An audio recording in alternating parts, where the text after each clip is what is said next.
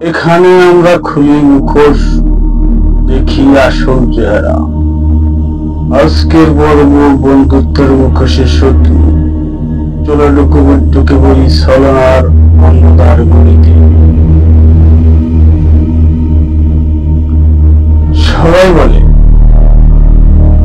বন্ধু সুখে দুঃখে পাশে থাকবে, কিন্তু আমি বলি বন্ধুদের ভিড়ে সবচেয়ে ভয়ঙ্কর হচ্ছে সেই যে তোমার হাসিতে পুরে ছাই হয়ে যায়, অথচ মুখে বলে ভাই তুই তো রাজা।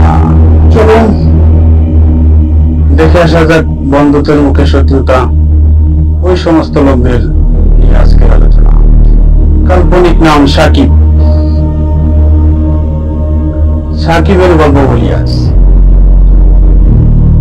সে ভেবেছিল রোহিত তার সবচেয়ে ঘনিষ্ঠ, সব সিদ্ধান্তেই রহিম ছিল পাশে, পরামর্শে ভরপুর। কিন্তু আসলে উদ্দেশ্য ছিল একটাই, সাকিবকে পিছনে ফেলে নিজে উপরে ওঠা। একদিন সাকিবের বিজনেস প্ল্যান রহিম সহযোগিতার ছেলে পুরাটা জেনে নিয়ে নিজেই শুরু করে ফেলে ব্যবসা, হুবহু কপি করে।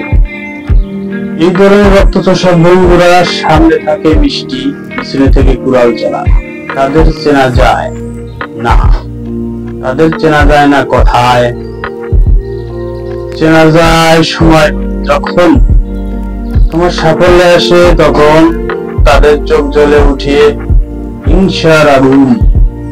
তারা হাসবে, বলবে তুই ডিজার্ভ করিস, কিন্তু পিছনে বলবে সব ভাগ্যের জোর। তোমার কষ্ট চেষ্টা তাদের চোখে পড়ে না, কারণ তারা অন্ধ, ঈর্ষায় অন্ধ।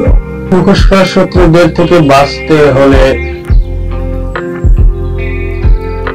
বিশ্বাস করা চোখে নয় কাজে।